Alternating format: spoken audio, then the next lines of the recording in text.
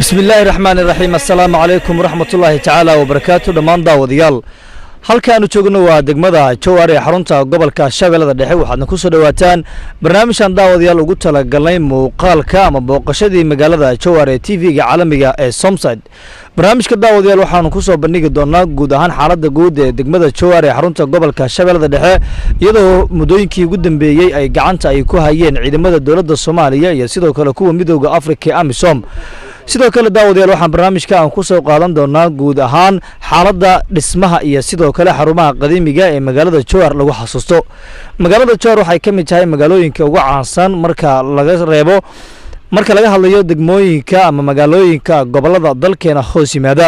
Jowhar waxa ay magaalada Muqdisho ee caasimadda dalkeena Soomaaliya ay qiyaas ahaantii u jirtaa 90 kiiloomitir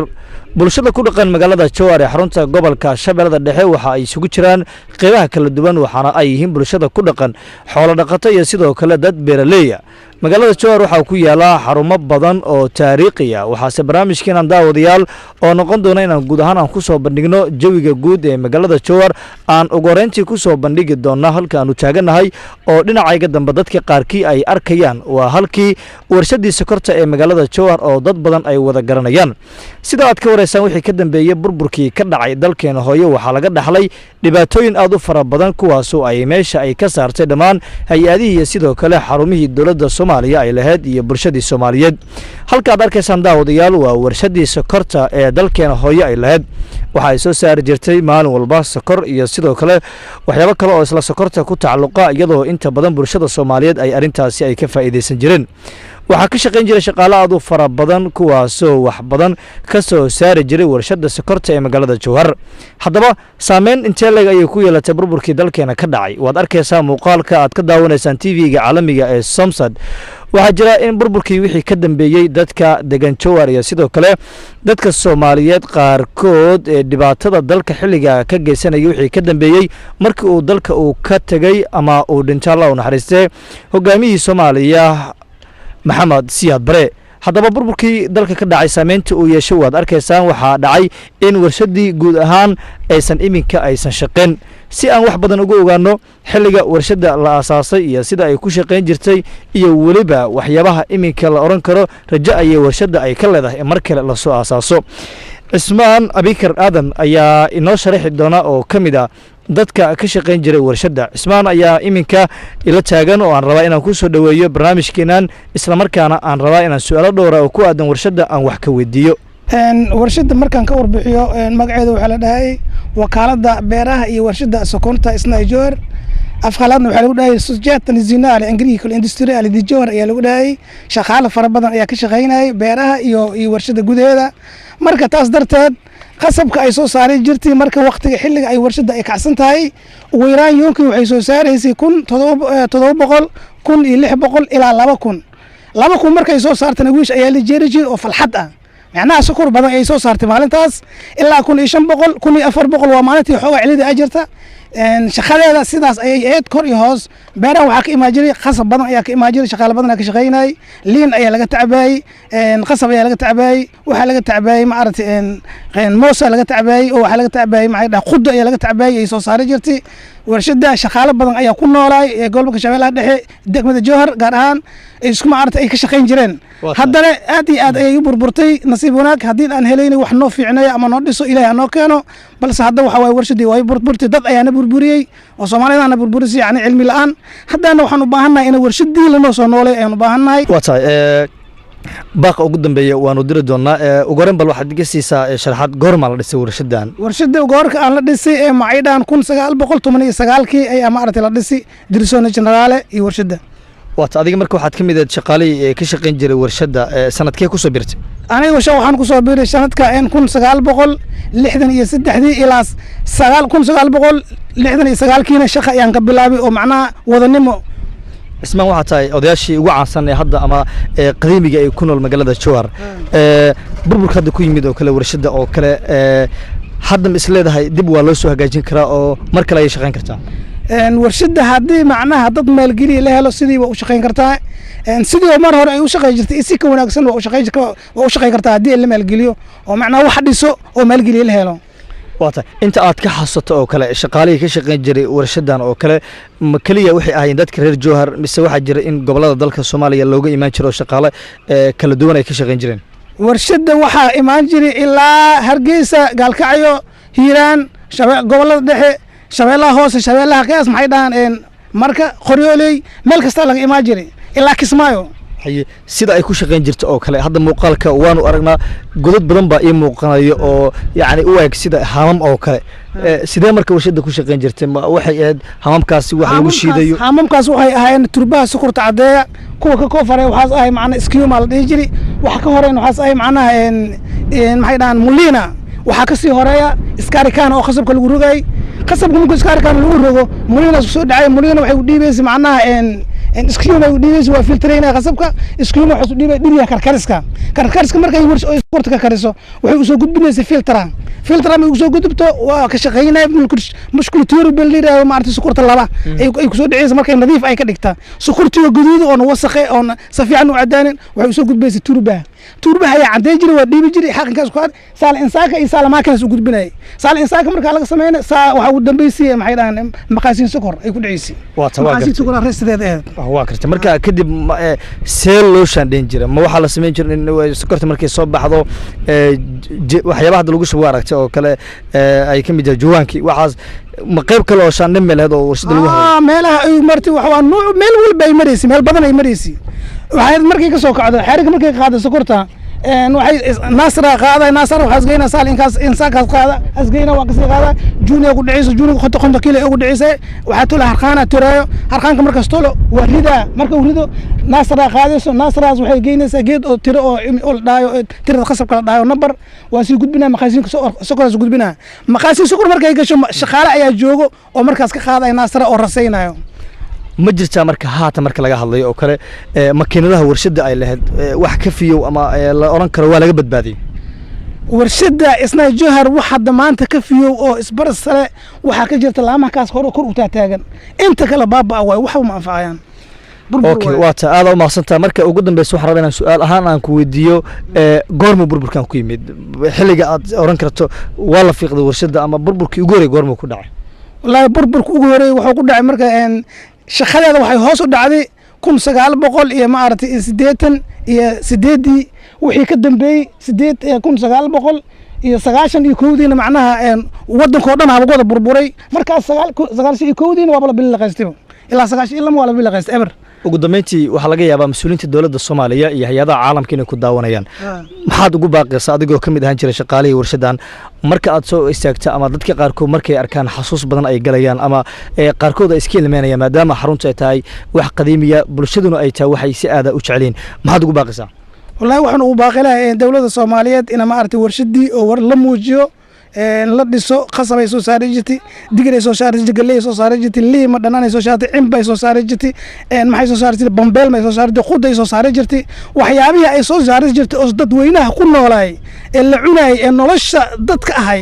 in noo soo nuqol soo celiyo oo sideedii laga dhigo waan jecelnahay aad iyo aad hadii aan helayno waan ugu riyaaqaynay dawladda واتاد بو ماسين داوديال ورشد سكرتا هاتان بربرka ku yimid dadka qaarkii waxay aaminsan yihiin inaan mar kale dhismo lagu sameyn karin laakiin hay'adaha iminka ka howlgala gudaha dalka Soomaaliya ayaa baaqa waxa uu si toos ah ugu soconaya si hadii mar kale ay heli karaan in dhismo ay ugu sameeyaan iyo madaxda qaranka Soomaaliya burburka dalkeena ka dhacay kaliya lagama dhaxlin ee burburta warshada sokorta ee magaalada Jowhar laakiin waxa jira dhismooyinka ganacsiga ee dalkeena uu lahaa in inta badan ay ku burbureen dagaaladii sokeeye ee dalkeena ka dhacay ولنا وحنا قد داورنا سان تي في سامساد مقالة جوهر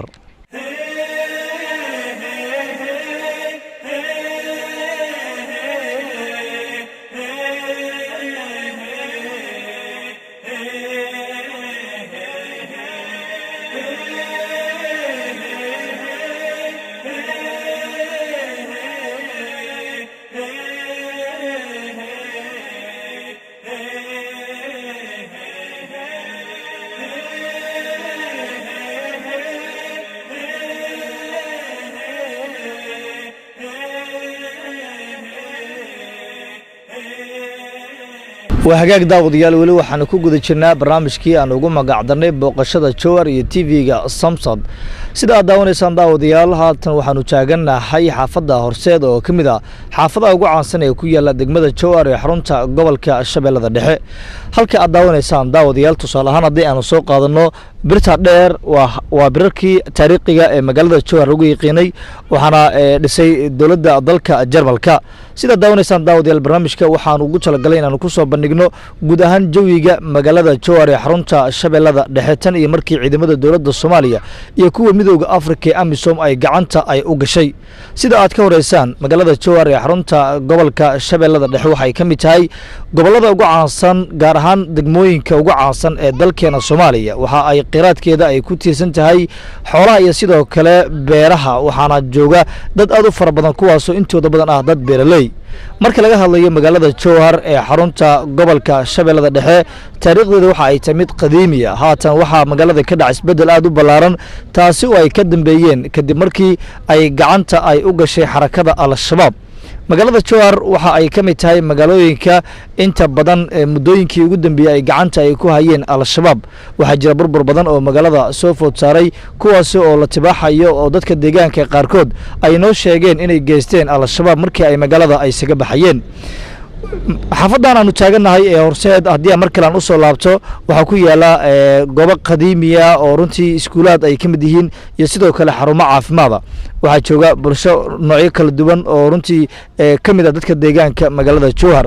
waxaa sidoo kale xaafadda horseed ay ka mid tahay ama ku yaala xarumo badan oo ay ka mid yihiin guryo hadda dhowaan dhismooyin lagu bilaabay kuwaasoo ay sameeyeen hay-ado magaalada jowhar soo gaaray sidoo kale waxa ay leedahay goobo beera oo aad iyo aad u qurux badan marka aad timaadaan islamarkaana nolosha ahaanteedaba aad ugu macaan badnaanaya qofka markaa soo booqanaya magaalada jowhar ee xarunta shabeellada dhexe dhinaca kale daawadayaal magaalada waxaa iminka dhex maraya sidaad arkaysaan xoolihii oo uu ka mid yahay geeli oo iminka daaqi iyo beerihii ka imaanaya waxaana ay tani ay tahay in dadka deegaanka intooda badan ay isugu jiraan dad xoolo dhaqata iyo sidoo kale dad beeraleeya geela waxaad moodaa markaan inuu ka soo kabsamayo abaarihii ka dhacay sanadkii tegey ee dalkeena Soomaaliya waxaa ka dhacay magaalada jowhar iyo sidoo kale guud ahaan gobolka waxaa ka da'ay roobab kaasi oo dadka deegaanka iyo sidoo kale guud ahaan gobolkaba ay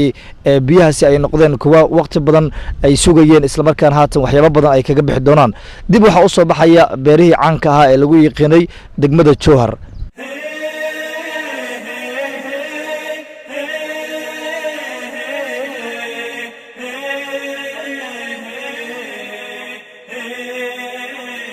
waatay daawadayaal bartama ayaanu kaga jirnaa barnaamijkii booqashada ee magaalada jowhar ee TV-ga Samsat haatan waxaanu taagannahay buundada aad wada arkaysaan ee Buulasheekh oo ka mid ah buundooyinka ku yaala magaalada jowhar waxaa lagu kalaagaa oo inta badan lagu baaraa dadka degan magaalada jowhar haatan waxaa fadhiya oo fadhiisaba ka dhistay ama jooga ciidamada dowladda qaranka Soomaaliya iyagoona halkaasi ammaanka ku xaqiijinaya buundadan waxa ay ka mid tahay buundooyinka taariikhiga ee lagu xasuusan karo magaalada jowhar ee xarunta gobolka guud ee shabeellada dhexe sidoo kale waxaa hoos mara meel ay biyaha maraan isla markaana biyaha waxay tagaan beeraha aad arkaysaan oo labada dhinac ka jira buundada hoosteeda waxayna ka mid tahay goobaha runtii la oran karo in la soo gudbiyo oo dadka loo soo gudbiyo gaar ahaan dadka reer jowhar oo kale oo hadda barnaamijka daawanaya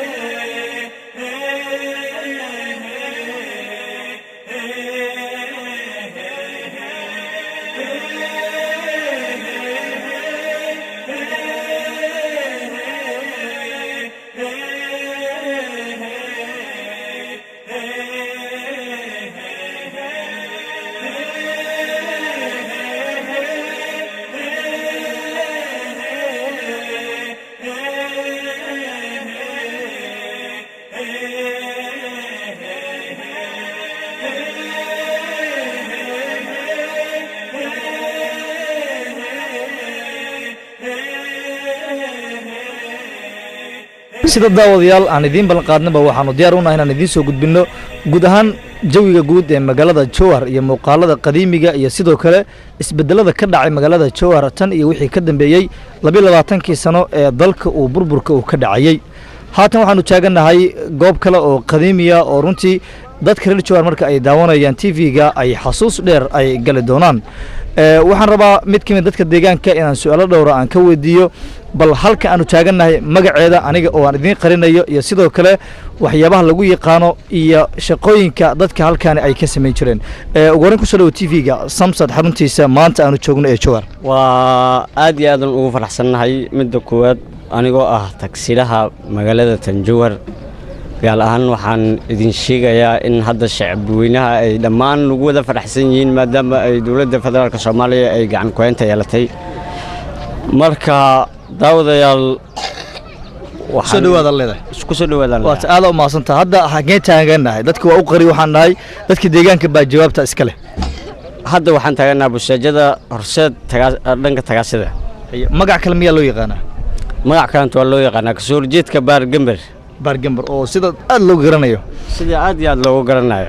ka war hadda marka halkan magaadiidka noocyadu kala duwan baa yimaada mise gaadiidka yaryarka oo caynkan oo kale oo tagaasida gaadiidka yaryarka oo caynkan oo kale oo tagaasida yimaado kuwa kalena way soo galaan laakiin magaalada qaybooyinkooda kale u kala degtaan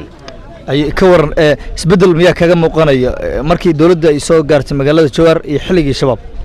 isbedel weyn hadda ay hor leedaaba inta ka horeysa waa cikirneed maxaa kala kulmi jirteen as leedahay xarakada al-shabaab kale xarakada al-shabaab shaqa yara mahane wax kale hadda oo faragelin iyo dhib iyo qas midnaba ma lahayn horta jowhar waxay leedahay xarumo kala duwan oo haddii ay noqon leedahay caafimaadka iyo sidoo kale waxbarashada waxaana ilaahay haatan aan jirin cid isku xil qaartay ama isku xil saartay in ay mar kale ay soo abuurto shaqooyinkii dadka loo sameyn lahaa iyo sidoo kale in mar kale dib u dhis lagu sameeyo xarumaha caafimaadka iyo sidoo kale xarumaha waxbarashada oo inta badan muhiim u ah bulshada meel ay isugu yimaadaan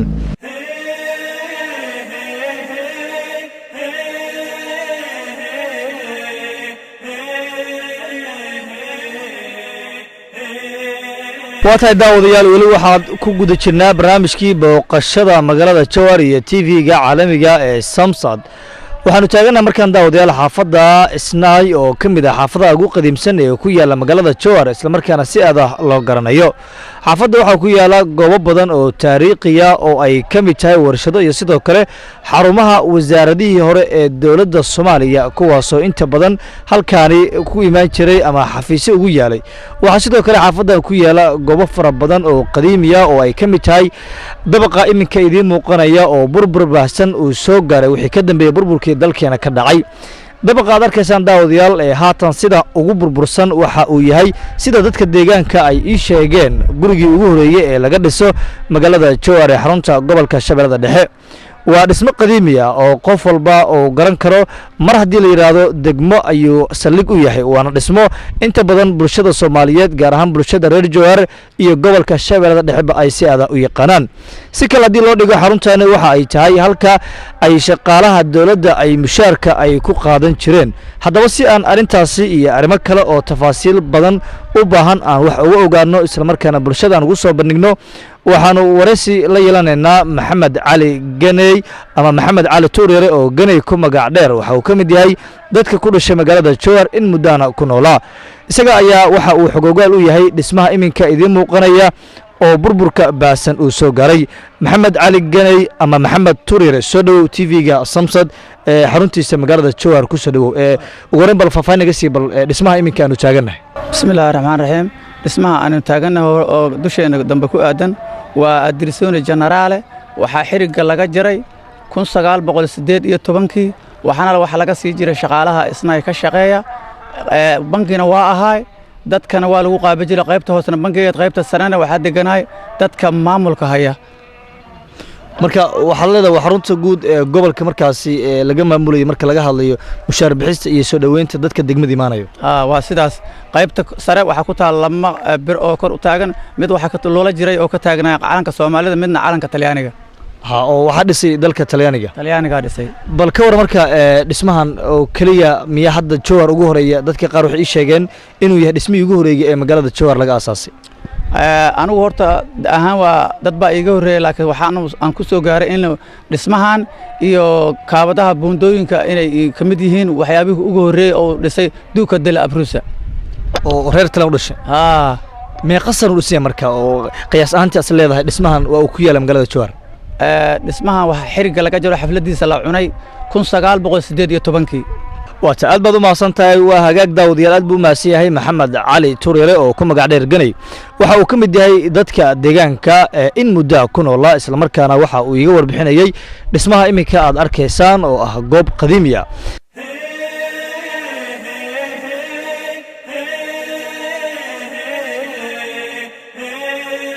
waataa daawadayaal dhinaca kaleeto marka laga hadlayo magaalada Jowhar ee xarunta gobolka Shabeellada Dhexe waxaa ku yaala waxyaabo kale oo rabbaaniya oo mucjisooyin ah kuwaasoo inta badan dadka imaanaya magaalada Jowhar ay sawiro ay ka qaadaan isla markaana ay u soo dalxiis tagaan sidaad arkaysaan daawadayaal waxaa halkan ku yaala waa laba geed kuwaasi oo isaga dhigay qayb ka mid ah lama ka soo kala baxay labada geed ayaa la tilmaamayaa daawadayaal in aysan islahayn isla markaana waxa ay arintani ay tahay mucjiso rabbaaniya oo xagga alla ka timid waxayna ka mid tahay waxyaabaha sida gaarka loogu yaqaano magaalada Jowhar hooyo Soomaaliyeed oo ku dhaqan magaalada Jowhar ee xarunta gobolka Shabeellada Dhexe ee dawladda ee dalkeena Soomaaliya ayaa waxa ay tafaasiil laga siinaysaa bal sida geedahani ay arkeen iyo goortii arkeen iyo waliba dadka inta badan halkan soo gaaraya iyo waxyaabaha markaasi ay geedahani ay ka qaataan bismillaahir rahmaanir rahiim geedaha markaan aragnay iyo soo isugu dhigay markaan aan arkaynay waa yaryaraayeen ka bacdi koreen waa laba geed islahayn midna halkeeray ka timid midna xagay ka timid igu isku dhigana aragnay mar dhaween hadda dhowr sanadood ka soo wareegatay markaan arkaynay marka iyagoo yaryar isku dhigeen kadib isla weynaadeen iyagoo yaryar isku dhigeen waana weynaadeen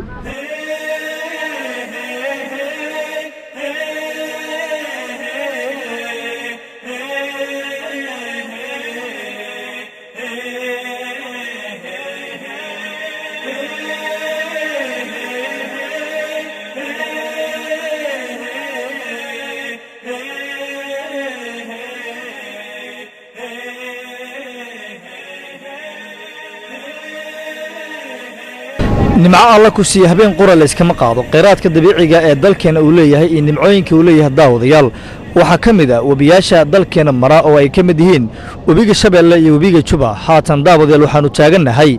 webiga Shabeelle oo mara degmada Jowhar ee xarunta gobolka Shabeellada Dhexe sida aad arkaysaan daawadayaal nimcada alla uu ku nameystay ama uu dalkeena uu siiyey waxaa ka mid ah halka oo loo yaqaan xiintooy waa laami waxa biyaha ay u soconayaan si aad u qurux badan waana wax uu alla uu ku maneystay dhulkeen hooyo booqashadii barnaamijkeenan ayaanu ku guda jirnaa oo aan ugu magacdanay booqashadii magaalada Jowhar iyo TV-ga Samsad waxaa jirta caruurta ku dhaqan magaalada Jowhar ee xarunta gobolka in maalin walba ay u soo dalxiis tagayaan halkaani iyagoona u soo dabaalanaya dadka deegaanka ayaa waxa ay dad inta badan dawaasha si aad u yaqaan isla markaana webiga ku dabaalanaya sidoo kale daawadayaal waxa jira bulshooyin kale oo ka kala yimaada degmooyinka iyo deegaano kale oo iyaguna u soo dalxiisagaya magaalada Jowhar oo iyadu aanu oran karno waxay ka mid tahay goobaha ugu quruxda badan ee dalkeena hooyo uu leeyahay waxa kale jira in dadka deegaanka iyo dhalinyarada deegaanka iyagu ay yihiin ku maalin walba u soo dalxiis tagaya kuwaas oo halkaas u imaanaya in ay ku dawaashaan ama biyahaasi ay ku raaxaystaan qaarkood dhalinyaradaasi ayaan iminka isla joognaa oo aanu wada sheekaysanayna isla markaana aad wada arkaysaan sida ay ugu faraxsan isbeddelka ka dhacay magaalada Jowhar haya magacaaga maad saaka jimca waa dabaalanaysa soo haya ka waran bal webiga ka waran caado fiican yahay yaxaasi waxaas baleeyahay maya haya ka waran adiga kaliya miya asxaab badan ku socoto asxaabtay la socoto haya waa taalo maasta adiga magaca kaafi magaca gabdhaha soo magaca wiil wiil waa kaafi magaca wiil noqdo magaca gabar noqdo waa kaafi ka waran saaka waa soo jimcaysatay just jimcays huya maalinta ku daash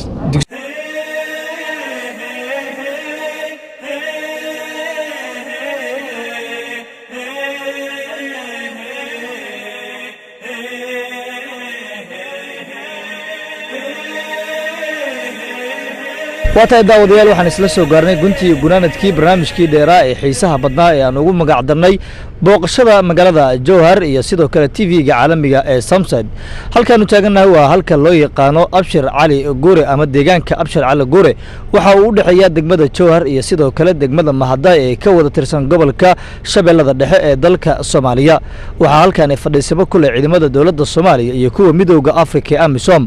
waxaana ciidamada dowladda soomaaliya iyo kuwa midowda afrika ee amisom ay halkan inta badan ay ka sameeyaan howlgallo ku aadan sidii mar kale ay usii dabadhigan lahaayeen oo ay usii baadigoobi lahaayeen dagaalada ay kula jiraan xarakada al-shabaab iyo ciidamadooda waxaana daawadayaal barnaamijka aan ku soo gabagabaynaynaa jegboontian ugu dambeeya oo ah deegaanka abshir cali guure oo dad badan oo soomaaliyeed ay si aad ah u wada garanayaan waa cabdinaasir nuur cali socdaal oo barnaamijkan idinka soo diyaariyey gobolka shabeellada dhexe ee dalkeena soomaaliya waxaa barnaamijka hagarla'aaneed qayb weyn ka qaadanaya saaxiibkay cabdiraxmaan macalin cabdulle oo xagga kaamirada barnaamijka ii hagayey iyo sidoo kale barnaamijka waxaa farsameynayay saaxiibkay moxamed alfis